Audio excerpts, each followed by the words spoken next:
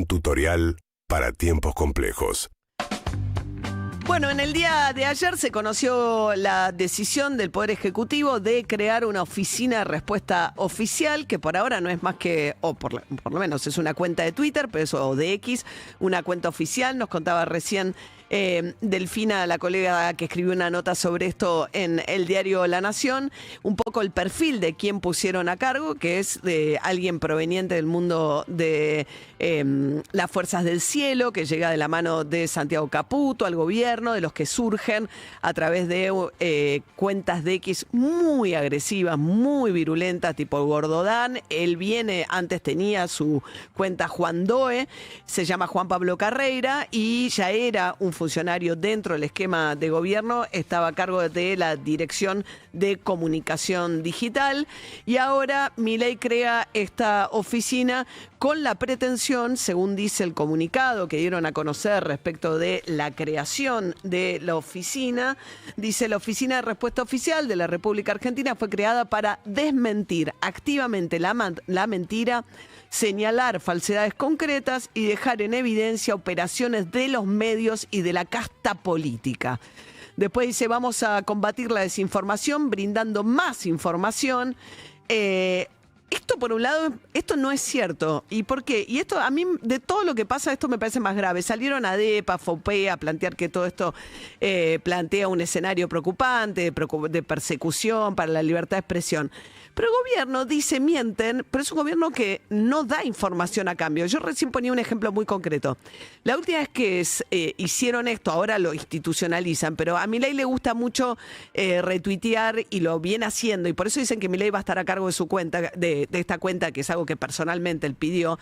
Y es fácil, porque fuera de los insultos, mandriles y demás, que hace un tiempo que por ahí está más aplacado ese costado del insulto a los periodistas, él viene haciendo muchas veces falso, mentira. Pero a cambio no da una explicación respecto de por qué es falso, por qué es mentira.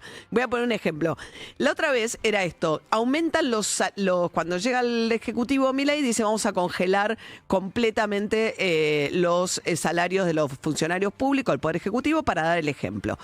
Como hubo más del 100% de inflación en el 2024 y 32% el año pasado, quedaron muy bajos los salarios, especialmente del Poder Ejecutivo, también de la administración pública en general, y ahí están incluidos, por supuesto, docentes universitarios, es decir, digamos, perdieron más del 30% de sus ingresos. Pero los funcionarios públicos perdieron incluso más todavía, porque el congelamiento fue total. En ese contexto, Caputo había empezado a decir, el ministro de Economía: se me va la gente.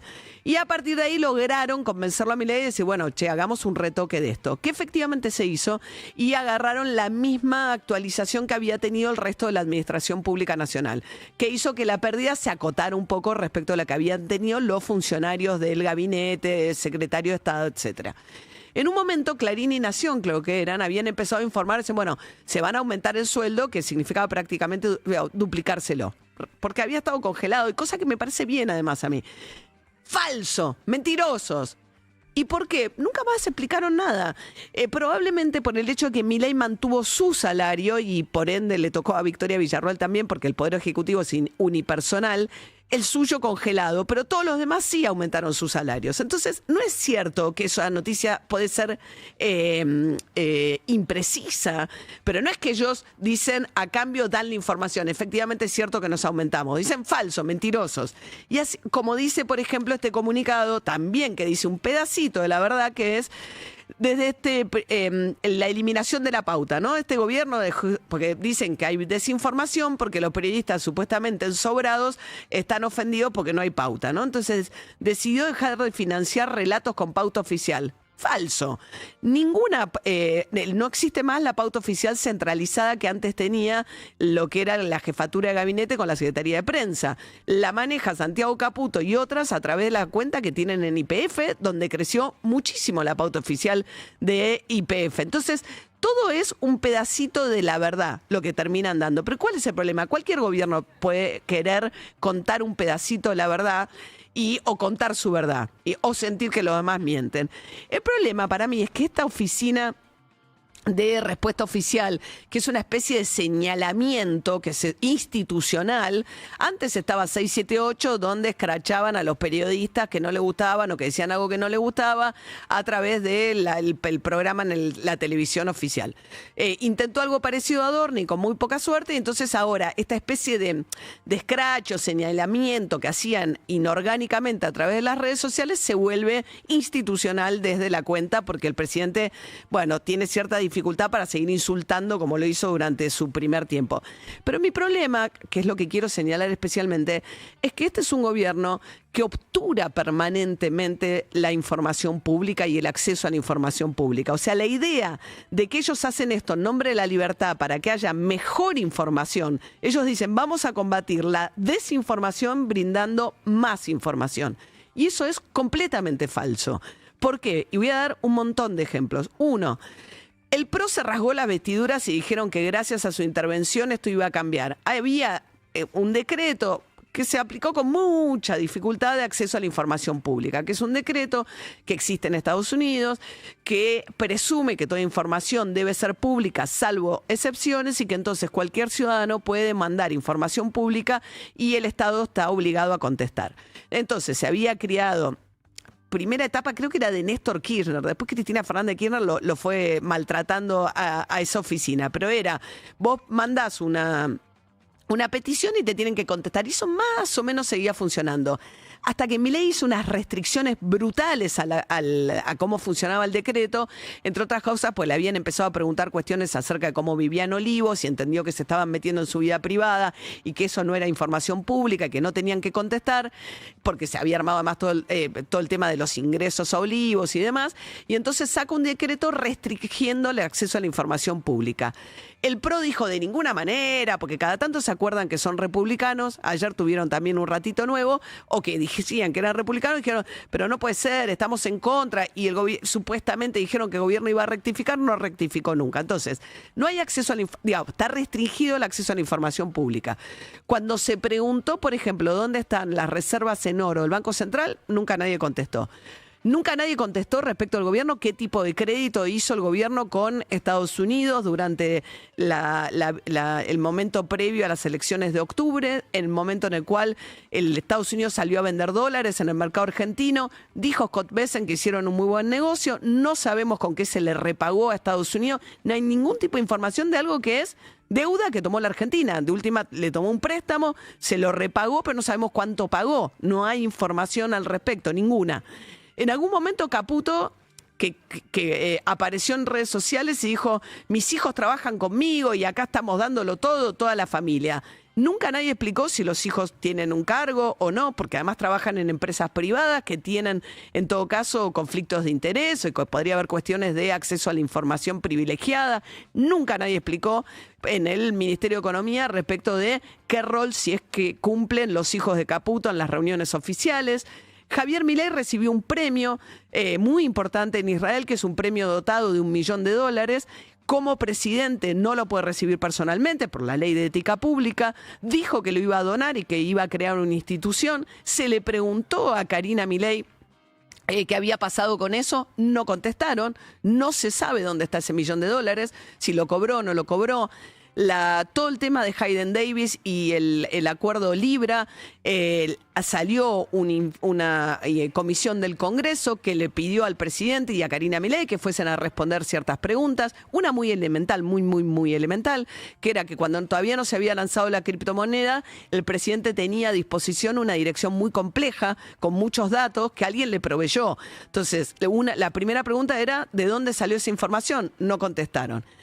El ministro de Economía, que está haciendo una transformación gigantesca de la economía argentina, no fue nunca al Congreso a responder preguntas. Nunca. Puede pasar 3 horas en un streaming, pero no va al Congreso a contestar preguntas. Nunca fue al Congreso. Nunca fue al Congreso a rendir cuentas. Después, no hubo nunca una conferencia de prensa de Javier Milei. Nunca.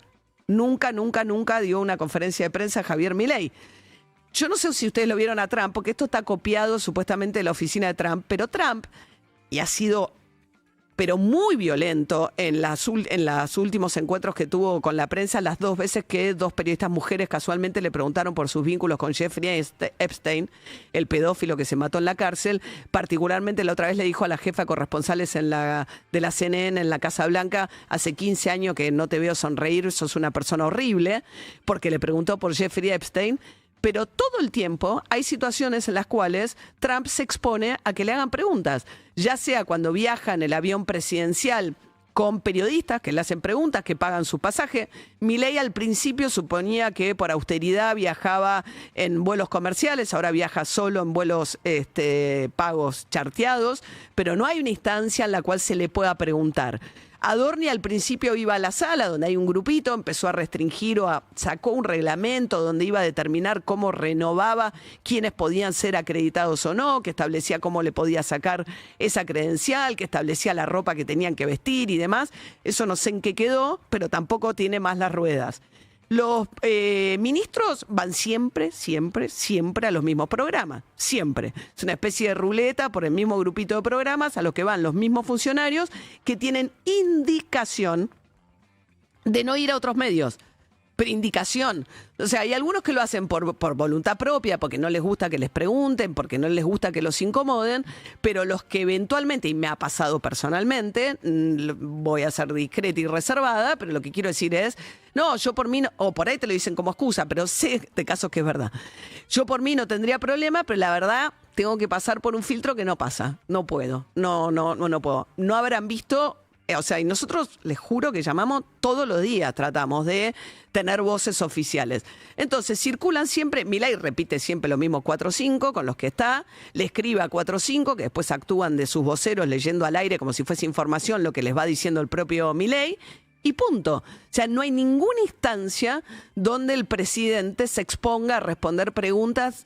Además, incluso elige el escenario, ¿no? Donde la luz que tiene, la silla, a veces controlan incluso hasta los tapes respecto de cuáles va. No hay ninguna instancia en la cual el presidente y sus funcionarios más cercanos se expongan a responder preguntas, salvo de aquellos periodistas que forman parte de su círculo más cercano dentro de un ámbito de cierta seguridad. Entonces, a mí lo que me parece sobre esta creación de la oficina de la respuesta oficial de la República Argentina es que es una más de las instancias en las cuales, lejos de tener una política de mayor acceso a la información, bueno, para no hablar de los índices, porque además ahora entramos, es como toda una versión 2.0 de cosas que ya vimos pasar. No le gustó el INDEC, entonces ahora el presidente parece que sabe de estadística, le pareció que estaba mal hecha la estadística, entonces decidió que la nueva canasta que iba a poner en marcha para medir inflación, la baña no le gustaba, eso provocó esta semana la salida de la baña, y ahora no le gusta tampoco la canasta del 17, que ya estaba elaborada, entonces van a armar toda una nueva encuesta de hogares que va a demorar por lo menos 3 años más en estar lista para medir inflación parecida a los consumos actuales, y vamos a seguir mientras tanto con una medición que está basada en consumos, patrones de consumo del 2004.